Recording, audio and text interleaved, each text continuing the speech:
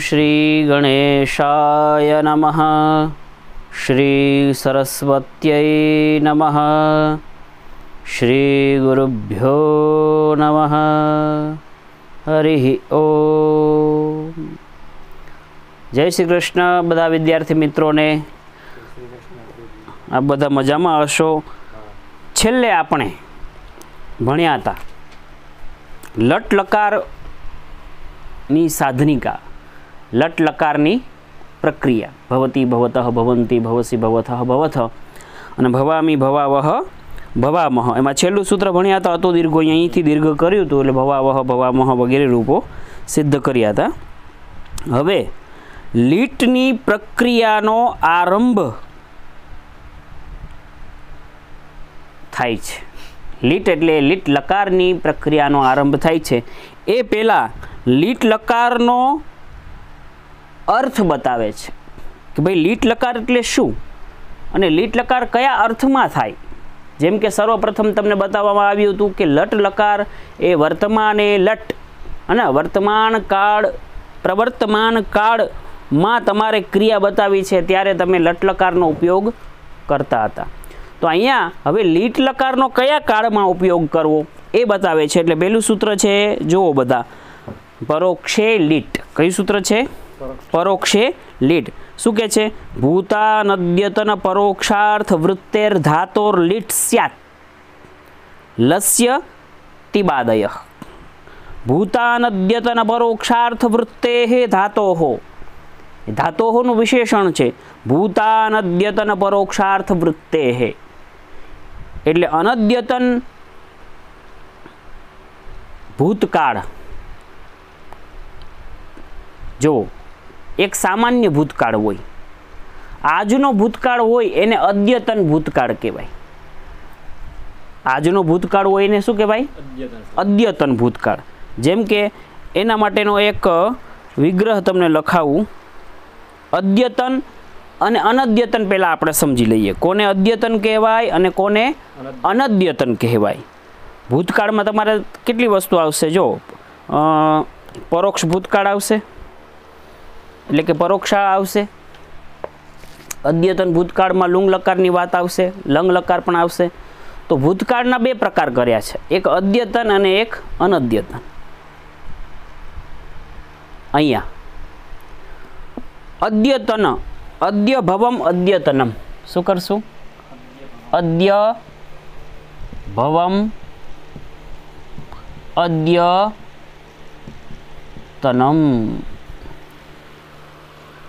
अद्य ए प्रमाणेनो जे शब्द छे एने एक व्याकरण सूत्र आवशे तमारे सायं चिरम प्राहणे प्रगे व्यये व्यस्त्युतुलो तुच्च।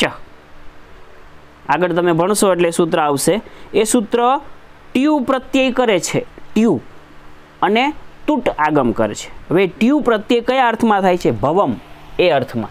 એટલે જેમ કે અદ્ય ને ટ્યુ પ્રત્યય થાય, ટ્યુ નું વધે યુ અને ત્યુતલો તુટચ તુટનો આગમ થાય, તુટનો વધે ત અને યુનો થઈ જાય અન એટલે શું બને? યુ વરણ નાકોથી અન કરો એટલે અદ્ય ત અડધો આ ભેગો કોડ શું બને? અદ્યતનમ।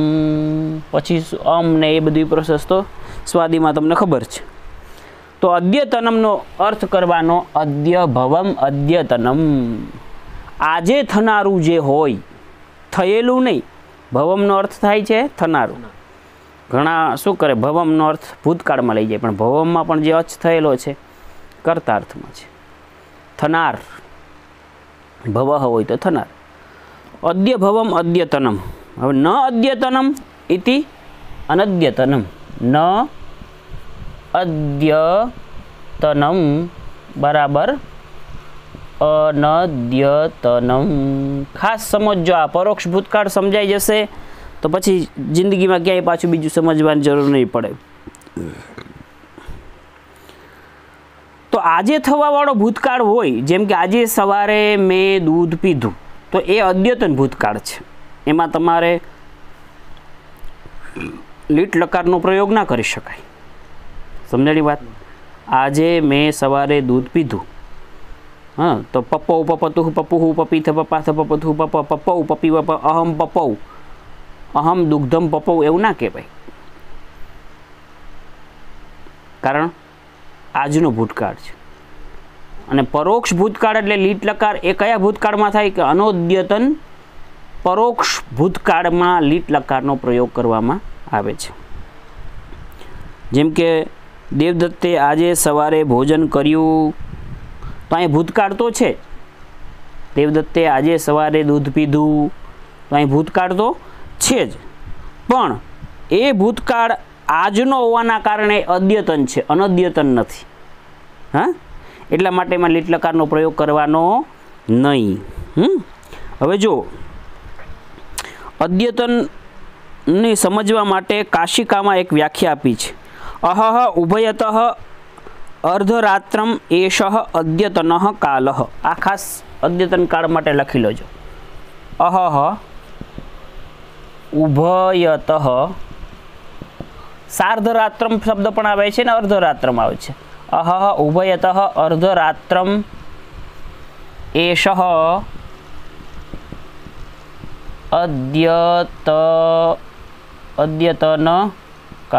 અદ્યતન કાલઃ। અદ્યતન કાળ એટલે શું? તો કે અહહ ઉભયતઃ સાર્ધરાત્રમ, અહહ એટલે દિવસ, સમજો આજે દિવસ છે, આજે કયો વાર છે? ગુરુવાર। તો આજનો જે ગુરુવાર છે એ ગુરુવારની અહ ઉભયતઃ આ જે દિવસ છે એને બંને બાજુ અડધી અડધી રાત, એટલે આજે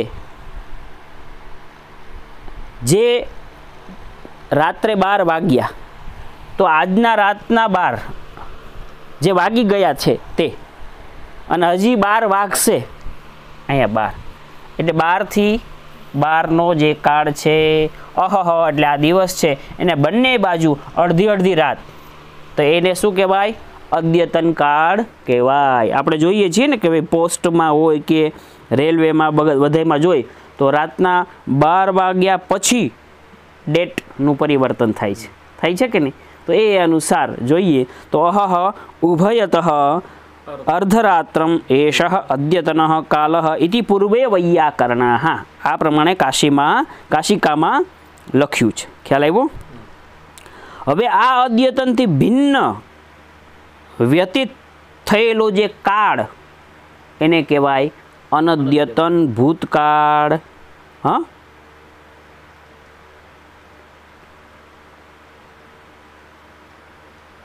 આજના રાતના 12 જે ગયા 12 અને આવશે 12, તો આજના રાતના જે ગયેલા 12 વાગ્યાને પૂર્વનો એટલે કે 11:59 થી જે બધું છે એ બધું અનદ્યતન ભૂતકાળમાં આવશે। અચ્છા, આજના રાતના 12 થી લઈ અને હજી જે 12 વાગશે એ 12 વાગશે ને એ પછીનો જે કાળ છે એ અનદ્યતન જ કહેવાય ને, પણ એ ભવિષ્ય છે। પાછળ જાઓ તો અનદ્યતન ભૂતકાળ અને આગળ જાઓ તો અનદ્યતન ભવિષ્યકાળ।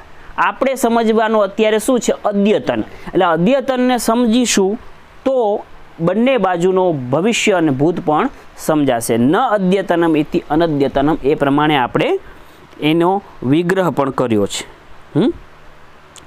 તો લીટના પ્રયોગમાં અનદ્યતન ભૂતકાળનો પ્રયોગ થાય છે। લીટ લકાર કેમાં પ્રયોજાય છે? અનદ્યતન ભૂતકાળમાં। અચ્છા, અનદ્યતન ભૂતકાળને અતિરિક્ત એક બીજી પણ શરત છે, અને એ શરત શું છે કે એ અનદ્યતન ભૂતકાળ પરોક્ષ હોવો જોઈએ। અનદ્યતન હોય, ભૂતકાળ હોય, શું હોય? ભૂતકાળ હોય, અનદ્યતન હોય પ્લસ ભૂતકાળ હોય પ્લસ શું હોય? પરોક્ષ હોવો જોઈએ। શું હોવો જોઈએ? અનદ્યતન। હવે આપણે વાત કરીએ છીએ પરોક્ષ ભૂતકાળ લીટ લકારમાં, તો કે એક તો એ અનદ્યતન હોવો જોઈએ, એક તો એ ભૂતકાળ હોય, અનદ્યતન હોય, ભૂતકાળ હોય, અને પ્લસ શું હોય? પરોક્ષ। શું હોવો જોઈએ? પરોક્ષ। અચ્છા, હવે પરોક્ષ એટલે શું? એક વિગ્રહ એવો થાય, અક્ષણઃ પરમ પરોક્ષમ। અક્ષી શબ્દનો અર્થ થાય છે ઇન્દ્રિય, એટલે ઇન્દ્રિયથી જે પર છે, આંખથી આ પર છે, જેમ કે આંખ આ છે એનાથી પરમાં પાછળ દિવાલ છે, દિવાલની પાછળ આપણે કંઈ જોઈ શકતા નથી, તો એને પણ પરોક્ષ કહેવાય, હે ને? અક્ષણઃ પરમ પરોક્ષમ.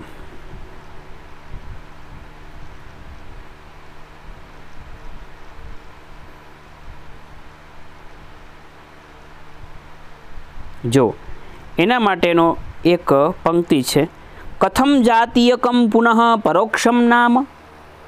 આ પરોક્ષ છે ભાઈ એ કેવો છે, કેમ સમજવો? તો કેચિત્વાહુ, કોઈક લોકો એવું કહે છે કે વર્ષ શતવૃત્તિત્વમ પરોક્ષમ. શું કહે છે? વર્ષ, જોજો આ સમજો ખાસ, વર્ષ શતવૃત્તિત્વમ પરોક્ષમ. આ એક વ્યાખ્યા કરે છે કે ભાઈ 100 વર્ષ વીતી ગયા હોય, હે ને? તો 100 વર્ષ વીતી ગયા હોય તો એને શું કહેવાય? પરોક્ષ. આપણે એમને કહીએ કે પરોક્ષ ભૂતકાળ, એટલે આમ રામ રાવણયોઃ યુદ્ધમ બભૂવ. તો 100 વર્ષ વીતી ગયા હોય, કોઈક એમ કહે છે કે વર્ષ શતવૃત્તિત્વમ પરોક્ષત્વમ. અપર આહુ, બીજા કોઈ કહે છે વર્ષ સહસ્રવૃત્તમ પરોક્ષમ. કોઈ 1000 વર્ષ વીતી ગયેલાનું ભૂતકાળ હોય તો વર્ષ સહસ્ર વૃત્તિત્વમ, વૃત્તિત્વમ પણ છે પરોક્ષમ, હે ને? વર્ષ સહસ્ર વૃત્તમ, વૃત્તમ એટલે વીતેલું, હે ને? આમાં વૃત્તમ શબ્દ છે. વર્ષ શતવૃત્તમ પરોક્ષમ, વર્ષ સહસ્ર વૃત્તમ પરોક્ષમ. આવા બે મત છે, એમાં આપણે વિવેક કરવાનો. અપર આહુ, ત્રીજો મત પણ છે કે છે કુડ્ય કટાંતરિતમ પરોક્ષમ. શું કીધું? કુડ્ય. આ દેખાય છે ને અહીંયા? આ દેખાય છે ને? હા, કુડ્ય કટાંતરિતમ પરોક્ષમ. જે મેં પહેલાં જ વાત કરી હતી, કુડ્ય એટલે દિવાલની પાછળનું જે હોય એ પરોક્ષ છે. શું કીધું? કુડ્ય એટલે દિવાલની પાછળનું, અથવા ચટાઈ રાખી દીધી છે, કોઈ પડદો છે, કટાંતરિતમ, ચટાઈ આડી આડી આવી ગઈ છે, કોઈ પડદો આવી ગયો, તો પડદાની પાછળનું જે છે એને પણ શું કહેવાય છે? પરોક્ષ છે, એવો કોઈકે સ્વીકાર કર્યો છે. સમજાણી વાત? એટલે અનદ્યતન ભૂતકાળમાં લીટ લકાર થાય, પણ એ તમારો અનદ્યતન ભૂતકાળ પાછો પરોક્ષ હોવો જોઈએ. એટલે અનદ્યતન પરોક્ષ, અનદ્યત એટલે ટીકામાં જો લખ્યું વૃત્તિમાં, ભૂત અનદ્યતન પરોક્ષ. ભૂતકાળ હોય એ પાછો અનદ્યતન હોય અને પાછો પરોક્ષ હોય. ભૂતકાળ તો ઘણા છે, અદ્યતન, જેમ કે આજ સવારે મેં દૂધ પી લીધું તો એ ભૂતકાળ થયો, તો એ ભૂતકાળ છે પણ અદ્યતન ભૂતકાળ છે.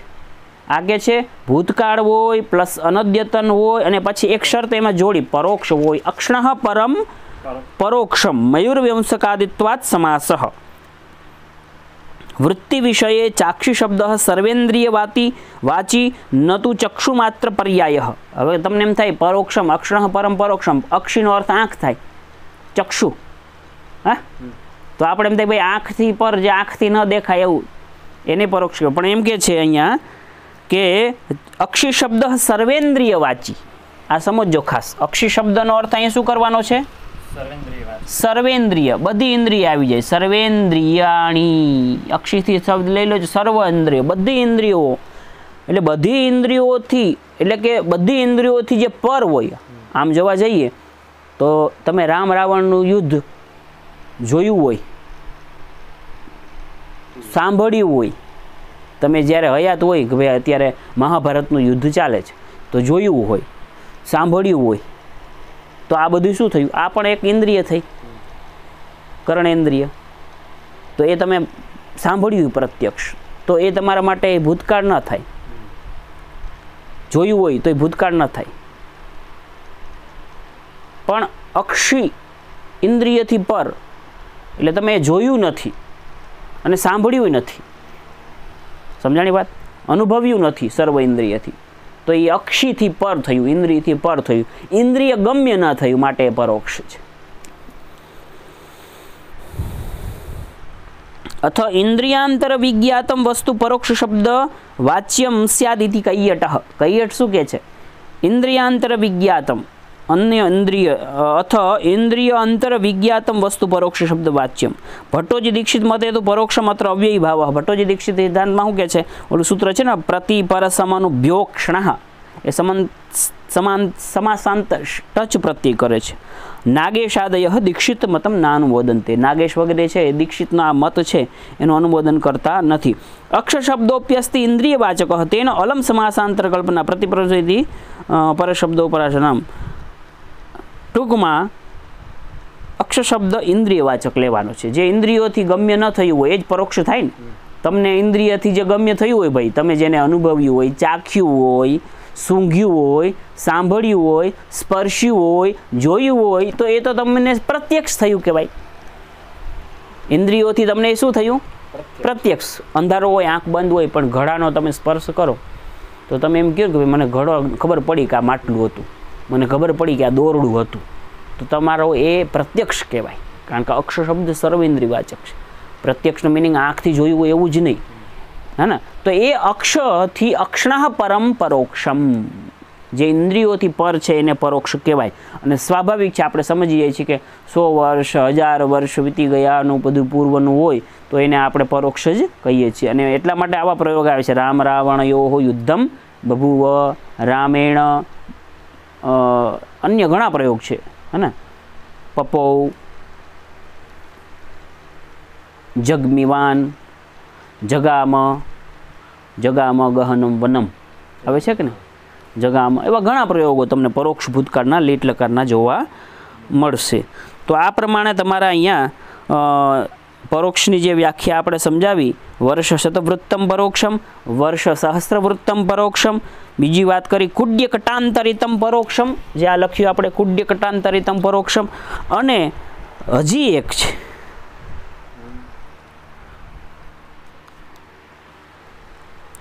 મહાભાષ્યમાં પણ વાત છે, દ્વ્યવૃત્તમ ત્ર્યવૃત્તમ ચેતી। હજી એક પરોક્ષની વ્યાખ્યા કરે છે, શું છે?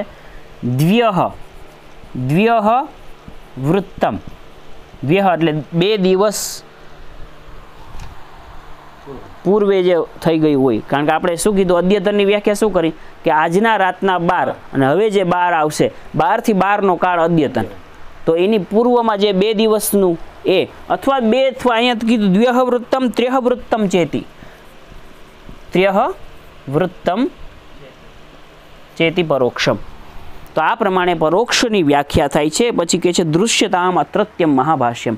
વિશેષ તમને જે અહીંયા સમજવા જેવું હતું ખાસ એ સમજાવી દીધું। પછી વિશેષ તમારે મહાભાષ્યમાં પણ એનો જે ઉલ્લેખ છે એ જોઈ લેવાનું।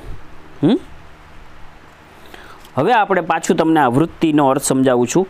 પરોક્ષે લીટ કે છે ભૂતાન અદ્યતન પરોક્ષાર્થ વૃત્તેર ધાતોર લીટ સ્યાત કે છે અનદ્યતન પરોક્ષ ભૂત અર્થમાં વર્તત ધાતુથી લીટ લકાર થાય છે। લીટ થાય છે, લકાર તો આપણે આમ બોલીએ તો ના ચાલે, કારણ કે લીટ છે એ જ લકાર છે, લકાર છે એ જ લ છે, એટલે આવું બોલી શકાય।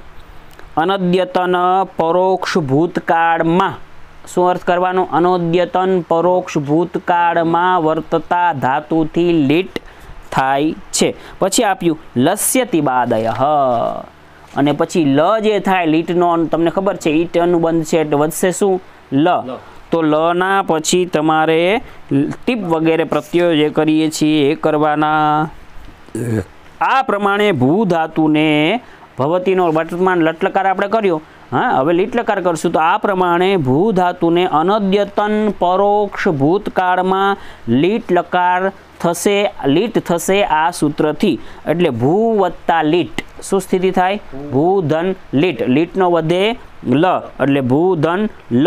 હવે પ્રથમ પુરુષ એક વચનની વિવક્ષામાં લકારના સ્થાને આપણે તીપ પ્રત્યય કરવાનો, પૂર્વવત સાધનિકા, है ना। भू इत्यस्मात् धातोः परोक्षे लिट् इति सूत्रेण लिट्लकारः अनुबन्धलोपे ल भू ल इति स्थिते। पछी प्रथम पुरुष एक वचन विवक्षायाम, प्रथम पुरुष क्यांथी आव्यो? एक वचन के आव्यो?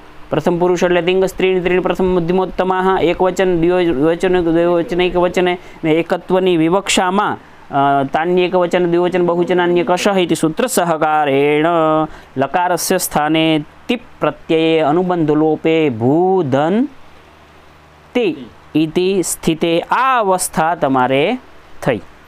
आटली अवस्था कर्या पछी हवे शुं करवानुं? लीट लकारनी आपणे हवे साधनिका नेक्स्ट आगळना पीरियडमां करीशुं। त्यां सुधी तमे आ परोक्ष भूतकाळ शुं छे, अद्यतन भूतकाळ शुं छे, अनद्यतन भूतकाळ शुं छे, अनद्यतन भविष्य शुं छे ए पाछुं व्यवस्थित समजी लो। भू धन ती ए स्थिति आपणी थई, त्यारबाद આપણે હવે સાધનિક આગળના પીરિયડમાં સમજશું। ત્યાં સુધી જય શ્રી કૃષ્ણ।